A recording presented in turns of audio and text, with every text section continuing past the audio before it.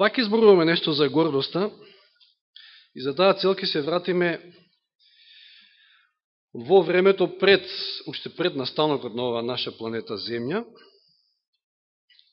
и сигурно погодувате кај кого ќе одиме, кај зачетникот на злото. И не станува збор, ако зборуваме за време пред самото создавање на земјата, не станува збор за милиони години.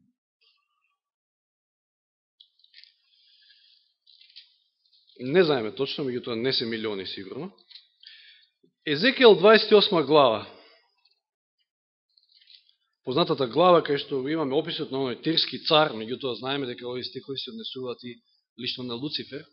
И ке забележиме 4 карактеристики овде, спомнати за Луцифер. Ке читаме од 12 стих, значи 28 глава Езекијел. Човечки сине, залелејкај тажајки на тирскиот цар, речи му Господ Бог зборува вак. Ете, ти беше примерок на совршенство, полн со мудрост, евеа првата карактеристика. Луцифер бил полн со мудрост. Втората веднаш следи во истиот стих. И чудесно убав. Читаме понатаму. Во Едом, во Божјата градина живееше ти, твоето облекло беше украсено со секаков сар, топаз, дијаман, хрисолит, оникс и јаспис, сафир, смарагд и злато, што веројатно укажува на тоа и дека бил богат, украсен, Господ го украсил, и ништо во тоа нема лошо.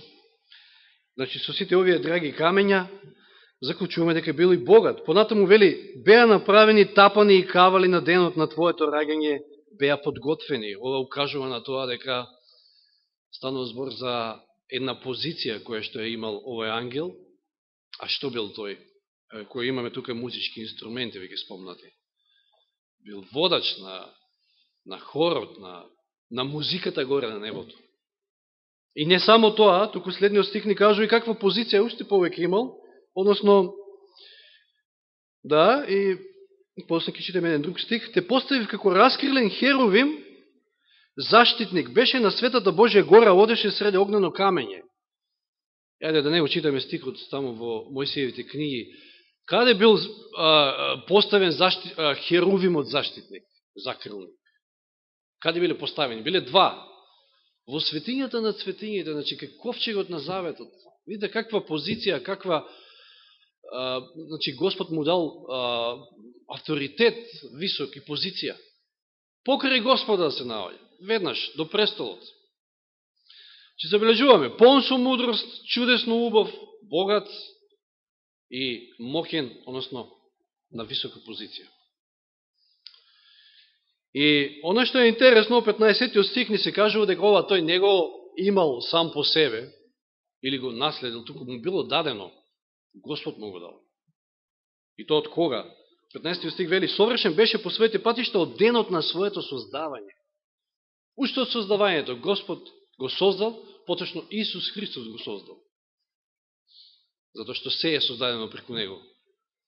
Јован 1.3 и Колосијаните, 1 глава 16-17. Значи, совршен беше по своите патишта од денот на своето создавање. Му беше дадено сето ова и ништо лошо нема во тоа да бидете полн со мудрост, да бидете убав, богат, мокен на позиција. Ништо лошо нема во ова. Затоа што Бог го дава сето ова, меѓутоа го дава со една единствена цел, повторно тој да биде прославен. Но тој заборавил кој ова му го даде. Се свртел кон себе и она што го имаме сите ние како последица на гревот го носиме со себе, а еве го зачетникот од каде сето тоа започнало од Луцифер, се возгордеа. 17 стих, срцето ти се возгордеа заради твојата убавина. Внимавајте. Сите овие работи што му биле дадени, тој ги испревртел и едноставно дошол до момент во својот живот кога во своето постојање, кога сватил дека е убав сам по себе, е богат сам по себе, Значи, од Бога се свртал кон самиот себе. Па ми доаѓа сега во сеќавање она сцена од видеото на Даг Бачелор, Космички конфликт, сте го гледале, кога се гледа во така еден вид на огледало ли, што беше тоа таму. И знаете како знае да изгледа човек кога се мести, кога се средува, кога ишто со бубав. Но се возгордија заради својата убавина. Ја занемари својата мудрост заради своето богатство. Видите како ги испревратил сите работи. Дури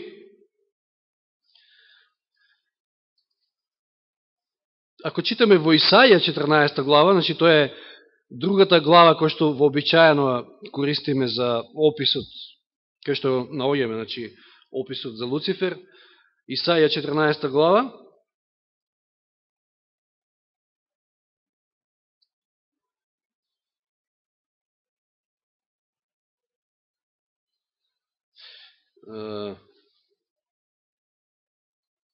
Не се извинувам, во Езекијел, вратите се повторно во 28 глава. Првите стихови од Езекијел, подосна ќе одиме во Исаија. 2, 4, 5 стих, ќе читаме од 28 глава Езекијел.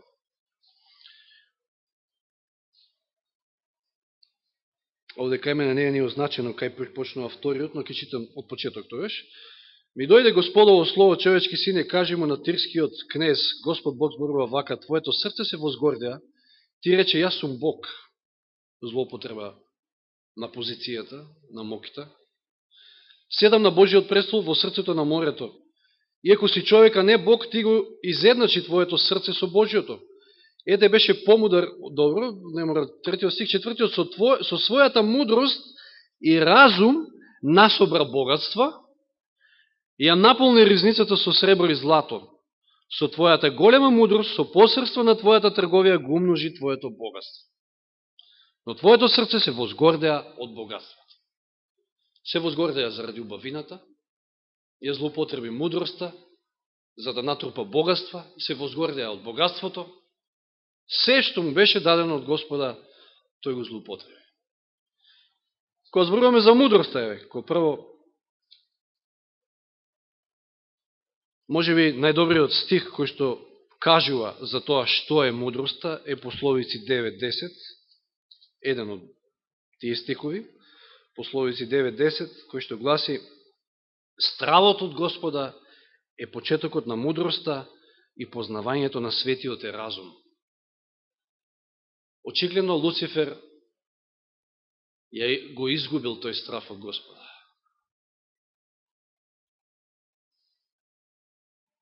И штом немате страф од Господа, вие го немате ни почетокот на мудрост.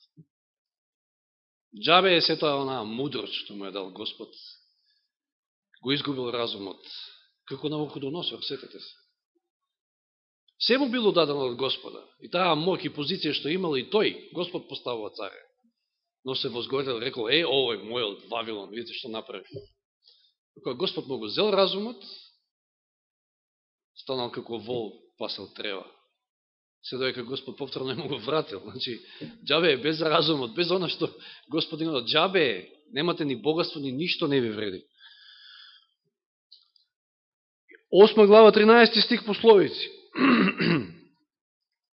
Стравот од Господа е омраза кон злото.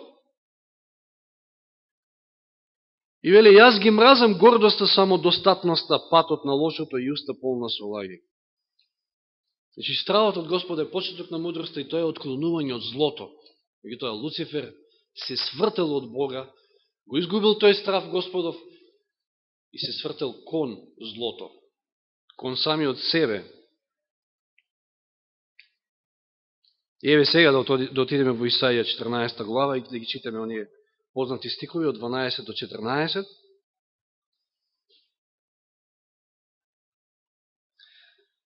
Како падна од небото деницо, светлоносецо сине зорин, како ли си симнат на земјата ти угнетувачу на народите. Зборуваше во своето срце, ќе се искачам на небесата над Божите звезди. Господ му дал таква висока позиција, авторитет, а тој сака да се искачи над Господ.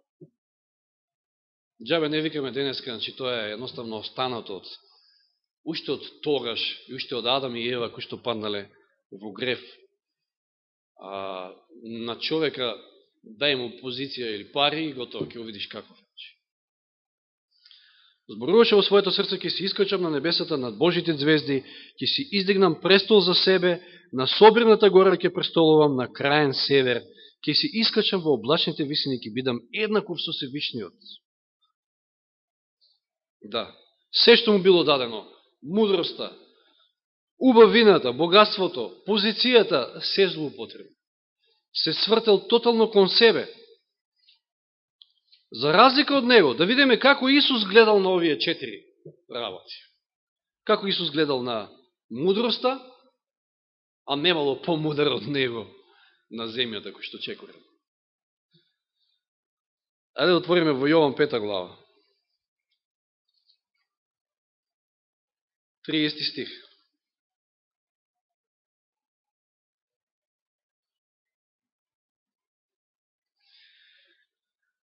Јован 5.30 вели, јас ништо не можам, че Исус вели, јас ништо не може да правам сам од себе. Како што слушам, така судам. И мојот суд е праведен, зашто не ја барам мојата волја, туку волјата на оној кој ме прати. Најмудриот што чекорал на земјата. Видите какви зборови кажува. Вистинската мудрост е кога таа мудрост е искористена и тоа знаење е искористена за добробит на другиот. И овде тој го велича својот татко. Тој е насочен кон таткото, кон отецот, од каде што ја примил таа мудрост, а не кон самиот себе. Не се воздигнул. Никаде не гледаме Исус да вели, слушате ме сега, мене ја што ќе ви кажам, колку јас знам, колку јас сум мудер. Тоа го нема кај Исуса. Или 7 глава Јован 16 стих. Имаме еден куп вакви стихови. Најве да прочитаме некој. 7.16. Тогаш Исус им говори и рече, кога го прашуваат, нели, од каде овој ги познава писмата, кога не е учил во школите. Тој им одговари и им вели, мојата наука не е моја, туку на оној кој ме прати.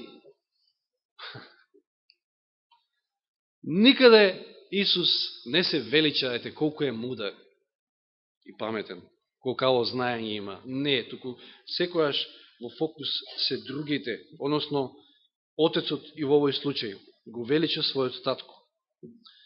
Го станува збор за убавината, надвршниот изглед, кој што толку многу се велича денеска во ова наше време. Па сите зборуваат, знаете, еден куп вести се насочени кон познати глумци и личности, како тоа биле облечени на, не знам, тамо на некој провод, кој бил односно која била по-гола, да ме извинете на изразот, ама не која била облечена, која била по-гола. Тоа е за нив облекување. Но, што е со Исуса? Дали Исус може би привлекува внимание со својот надвршен изглед? Колку бил тој убав, да кажеме, зашто Господ, зашто било така со него? Еве, Исаија, ќе читаме 53 глава, она пророчка глава за Месијата. 2 и 3 стих од 53 глава Исаија. Израсте пред него како нежно стебло, како корен од сува земја, и вика, немаше на него ни убавина, ни блесок, за да би се загледале во него, нити милозливо, за да би ни се допаднал. Значи, Исус не бил, Исаија не сака да каже дека бил грд, или не знам каков, меѓутоа, бил и просечен човек. Се облекувал вообичаено, како и сите од тоа време, како и повеќето. Не се дотерувал нешто посебно, не се кител, не покажувал, не сакал со надвршниот свој изглед да го привлече, да ги привлече луѓето. Туку оно што сјаело било карактерот негов. Тоа е оно што треба и кај нас да се прикаже. Дури самото светилиште земете го во обзир. Како изгледал, па тоа било шатор во пустината, зборуваме за светилиштето во пустината. Од надвор, ништо посебно. Шатор. Пишево тамо платно, да, од кои материјали е направено. Меѓутоа, каде било убавината? Внатре биле златото, среброто и сите тие елементи во светилиштето. Внатре било убавината, внатре било и Божието присуство, самото Божие присуство. Дури и светилиштето не говори за тоа.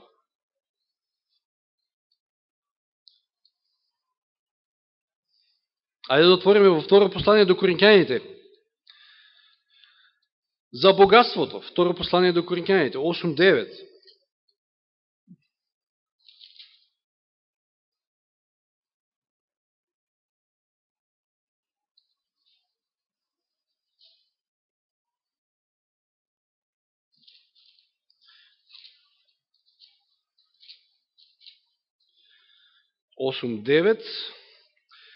Зашто позната ви е благодата на нашиот Господ Исус Христос, како заради вас од богат стана сиромашен, за да се обогатите вие преку неговата сиромаштија. Како Исус гледал на богатството? Повторно, во фокусот се другите, не тој. Се вели овде тој осиромаше за да ги збогати другите. Богатството Господ го дава и не е ништо лошо и зло во тоа, како што видовме, значи нити убавината. Господ е љубител на убавото, вели сестра Елен Вајд. Господ сака се што е убаво, меѓутоа највеќе сака убав карактер. Во тој цитат вели. И самото богатство, меѓутоа, тоа е дадено за благослов на другите. Еве во односот на Исус кон тоа. Или пак позицијата. Кој е опрашање позицијата, Филипјаните 2 глава, овие се најубави стихови, почнувајќи од 5, познати стихови и често цитирани. Но да ги прочитаме, Филипјаните 2 глава. Имате во себе истата мисла која беше и во Исуса Христа, кој иеко е во Божие обличе, не го сметаше како грабното тоа што е еднаков со Бога.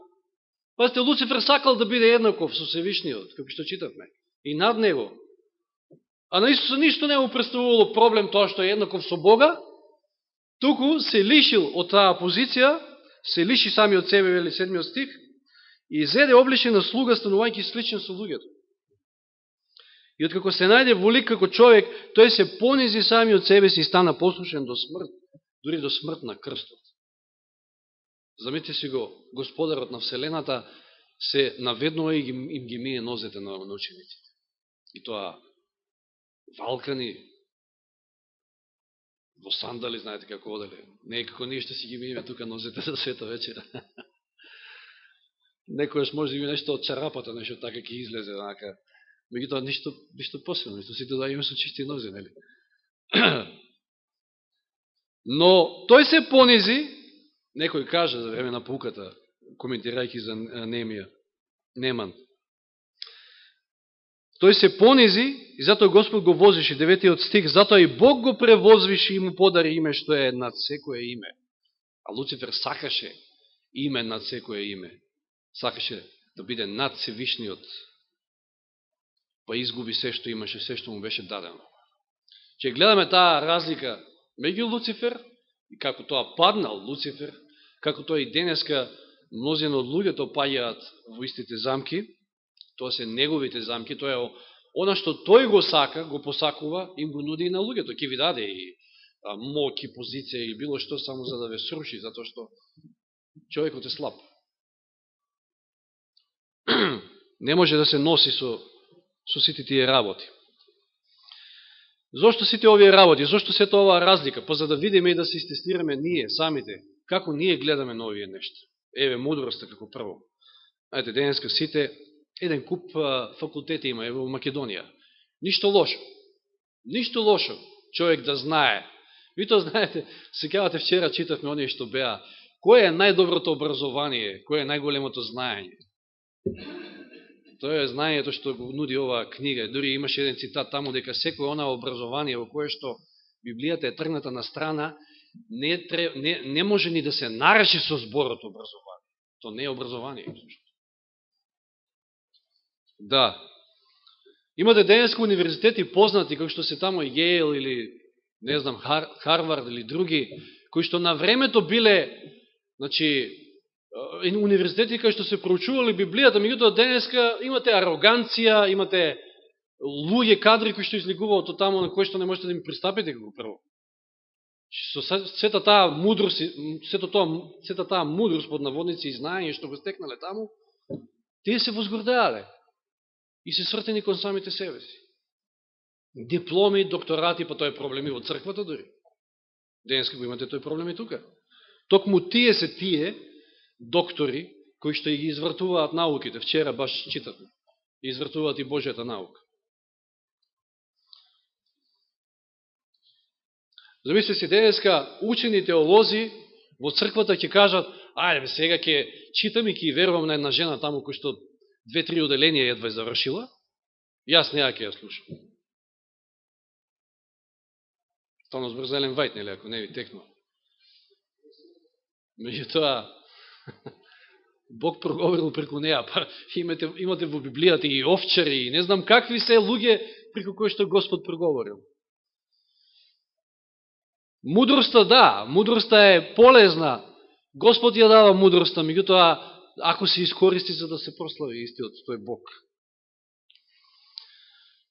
И повторно тоа знаење и таа мудрост што ја црпеме и овде, и било какво знаење треба да го искористиме за полезност и за доброто на другите, а не да се величаме и да се гордееме колку факултети имаме или не знам што. И колку ние знаеме. Ако се сеќавате на оној стих, не може да не се сеќавате, и многу скоро го цитиравме во една друга конотација, Римјаните 1 глава 22 и 23. Зборувајќи дека се мудри, станаа безумни и ја заменија славата на нераспадливиот Бог со слика, слична на распадлив човек, на птици, на четвороножни животни, на лазачи. Место да го прослават Бога, тие се направија паметни, па измислија теорија на еволуција, па не знам какви се не други теории, и избезумија всушност. Или Јов 28:28, и овој стих е во склад со предходните во пословици што ги читавме, или може би ги спојува, ги врзува некако оние два стиха што ги прочитаме од пословици, 9 и 8 глава. Значи, Јов 28:28, лесен за помнење, Јов 28:28 вели: а потоа му рече на човекот: стравот од Господа, ете што е мудрост, одстранувај се од злото, тоа ти е разумност. Еве ја вистинската мудрост. Денеска нема страв од Господа. Сите се прават мудри. Што е со надворешниот изглед, со убавината? Дали тоа ние како христијани треба, ево го видовме Исус, како в тој поглед имал кон ова, може би една скокотлива тема, да кажеме, меѓутоа мораме да спомнеме збор 2. Дали ние треба да настојуваме или да правиме да луѓето ги привлечеме со својот надвршен изглед, или значи никому не судам, меѓутоа треба да се запрашаме секој себе, дали со својот изглед му служам на Бога, или пак која е мотивацијата? Дали со тоа ќе го прославам Бога, или пак вниманието е насочено кон самиот мене? Прво Петрово. Ајде да прочитаме некој стих во овој поглед. Прво Петрово послание, 3 глава.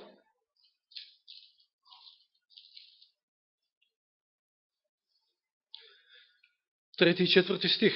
Иако овие стихови што ќе ги читам се однесуваат на жените, меѓутоа се однесуваат и на мажите. Не се само жените, тие кои што можеби уживаат, ете да се дотеруваат, да изгледаат убаво.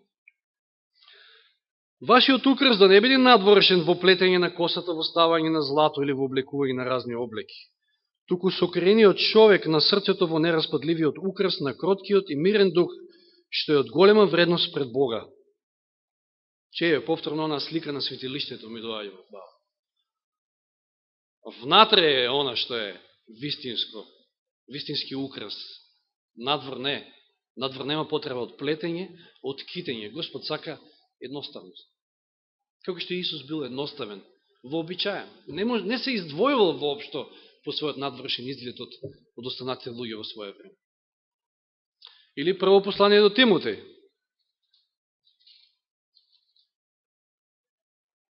2 глава, од 8 до 10. И така сакам мажите да се молат на секое место, подигајќи ги светите раце без гнев и препирка. Исто така и жените да се украсуваат во пристојна облека, скромно и предпазливо, не со плетенки и злато, или со бисери, или со скапоцени облеки, туку со добри дела, како што им прилега на жените кои исповедаат дека се побожни. Овде не оставаат простор овие стихови, кој знае колку да се коментира. Се е толку јасно. Парите, богатството, веќе рековме, не можеме да му служиме и на мамона и на Господа. Ако Господ не обдарил со пари и богатство, не треба да се свртиме кон самите себе си, туку да се свртиме да видиме уште колку души има за спасување. Докаде е делото? Дали можеме да допринесеме нешто за делото? Моќта, позицијата, пак и кажам, Исус се симнал од небото од таа позиција и станал како еден од нас, станал слуга, подолу и од нас, им ги измил нозете на учениците, што ти се не правил, само за да придобие некоја душа. Моќта, парите, убавината, мудроста, сето тоа може да не возгордеја, драги браќи и сестри. Може да не оддалечи од Господа, може да го сврти нашиот поглед во друг правец и да тоа служи на наша пропаст, како што послужило во случајот со Луцифер. Се што правиме, ќе завршиме со овој стих, прво послание до Коринќаните 10:31. Дали тоа јадеме, прво послание до Коринќаните 10:31.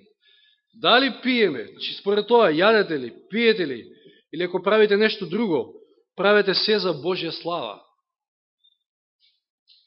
Се што правиме, драги браќи и сестри, тоа треба да ни биде секогаш на ум. Треба да го прави на Божја слава. Никако на нечија друга или пак на своја слава.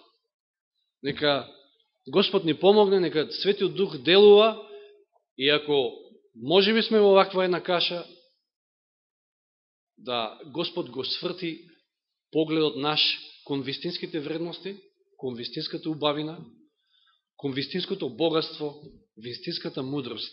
Нека Господ не води и чува. Амин.